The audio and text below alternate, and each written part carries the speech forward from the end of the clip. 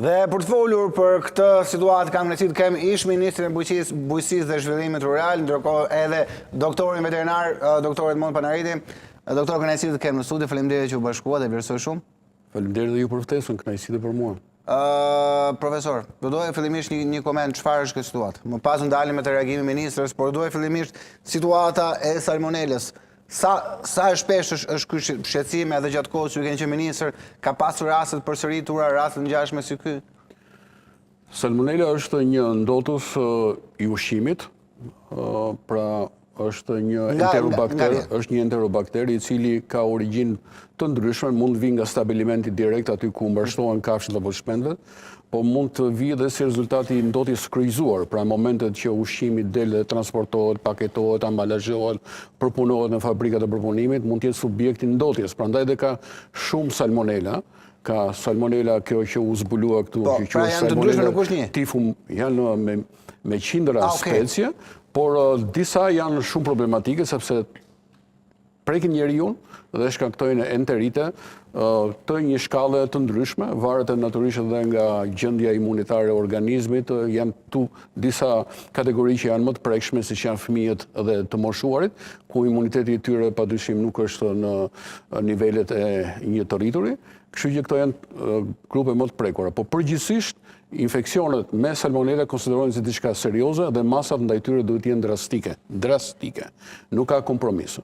Dhe ajo që ka ndodhur, nëse ju më lejoni të bëj një koment, është e rëndë, për arsye sepse ne kemi një fletë analize të lëshuar nga Instituti i Sigurisë Ushqimore dhe Veterinarisë, Instituti Kombëtar i Referencës, ku konstaton praninë e Salmonella tifimurium, një salmonel e cila prek edhe njeriun, dhe që nga ky moment kjo fletë analize që përfaqëson gjithë partinë e mallit, sepse mostra që merret për analizë presupozohet që përfaqëson gjithë partinë e mallit, kthehet në titull ekzekutiv. Pra, normalisht njëherë partia e mallit që ka ardhur, me që kam dëgjuar, me origjinë nga Brazili, nuk duheshe absolutisht lejuar që të dilte në treg pa u finalizuar rezultati i analizave, i cili ka dalë post factum. Dhe kjo është gjë më e rëndë. Pra, praktikisht është hedhur në treg një sasi dhe pastaj më vonë është konstatuar që analiza ka dalë pozitive.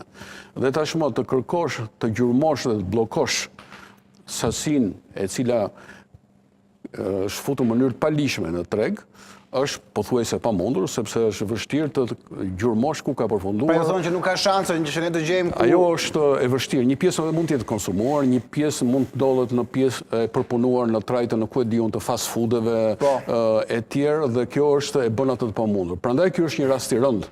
Është një rast i rëndë. Nuk duhet të jemi, të themi, ta zbukurojmë të themi që shikoset e kemi situatën kontroll me fraziologjit përgjithshme.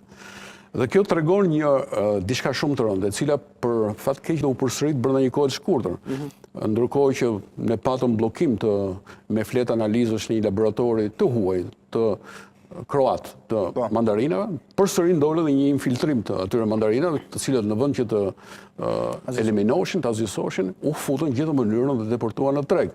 Pra ky është një rast i përsëritur. Kjo tregon që ke çedime të rënda, ke themi mangësi të rënda në sistemin e zbatimit të ligjit të ushqimit, i cili kërkon që në momentin që konstatohet rast pozitiv për praninë e një ndotëse, gjithë partia asgjësohet. Dhe partia asgjësohet, gjithë partia se është mos përfaqësuese ajo, është mos përfaqësuese. Dhe kjo nuk është vetëm vullnet i sipërmarrësit, por është dhe përgjegjësia e autoriteteve. Nuk mund t'i lihet kjo sipërmarrëse, sepse siguria ushqimore është pjesë e sigurisë kombëtare, prandaj ka institucione. Prandaj trupat bashkarisht privati, sipërmarrësi, me inspektorët, në mënyrë të organizuar bëjnë asgjësimin e mallit. Okej, do rikthehemi, do doja fillimisht një koment për qëndrimin e ministres Denaj. Ministrja Denaj tha që nuk bëhet politikë me ushqimin.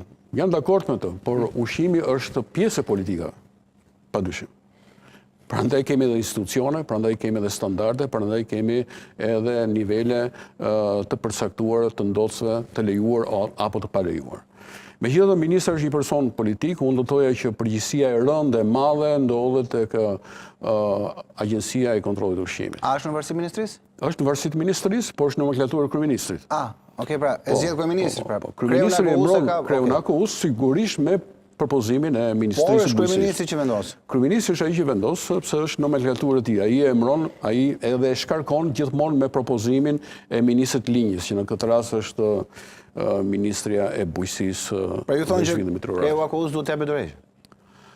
Tani, kjo është, dorëheqja është çështje individuale, por shkelja është jashtëzakonisht e rëndë. Në radhë parë, janë shumë gjëra që mbeten pa sqaruar njëherë në këtë mes, sepse origjina është nga Brazili. Ku ka ndodhur ndotja? A mund të identifikohet ku ka ndodhur ndotja? Kjo është një gjë, një pyetje $1 milion, për arsye sepse fakti që vjen nga Brazili, që ndodhet me mijëra kilometra larg, dhe ne nuk kemi siç kanë vendet e Bashkimit Evropian. Vendet e Bashkimit Evropian që importojnë nga Brazili, nga stabilimentet të certifikuara, sipas standardit të Bashkimit Evropian, kanë inspektorë të tyre atje. Rrinë në Brazil atë. Mund t'i verifikoni. Janë pjesë e sipërmarrjeve, janë pjesë e fabrikave të përpunimit, janë pjesë e tregut. Nuk e lën njëri këtë. Ne s'kemi aty prezencë. Kështu që praktikisht ne nuk e dim tashmë kjo sipërmarrje që ka tregtuar të filetot e pulës, është e certifikuar sipas normave ISO të Bashkimit Evropian. Ka survejim nga Bashkimi Evropian? Pra këtë duhet në thotë akuja, dhe kjo është pjesë e procesit gjurmimit. E dyta, ajo fileto, pule, e ngrirë, ku ka shkuar, si ka lëvizur, është futur në frigorifer, ka shkrirë rrugës, është ringrirë, si ka ardhur, si është tregtuar. Gjitha këto elemente duhen sqaruar, sepse duhet mbajmë një qëndrim në fundit, nëse ja vlen ne me këtë stres dhe me këtë përgjegjësi që kemi ndaj opinionit publik për të vazhduar importet pa sigurta. Dhe dyta, një kundërpyetje që mund të shtroj unë dhe që e kam shtruar edhe në momentin. Ka një vështirë e pas kemi në import mos prodhuar mishin e pulës dhe filetet e pulës brenda vendit. Unë thonë që duhet heqin dorë nga Brazili. Patjetër, dhe kjo është një e mirë kombëtare. Unë jam lidhur edhe me sipërmarrësit tanë. A mund të plotësojnë nevojat?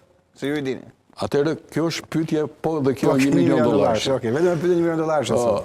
Atëherë, unë jam lidhur me sipërmarrësit. Një sipërmarrës është biznesmen. Ai do të gjurmojë dhe do kërkojë ta blerë sa më lirë. Është normale në mënyrë që të ul koston edhe të realizojë fitimin.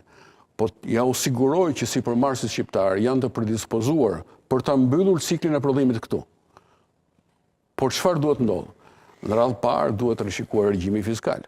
S'mund të mbash ti tash regjim fiskal 20% të VSH për prodhimin kombëtar. Përfshirë dhe prodhimin e mishit të pulës dhe të vezëve. Ndërkohë, që besoj ju e keni përcjellë, që ti hoqë taksën të importit 10% për mishin. Ti mban një regjim fiskal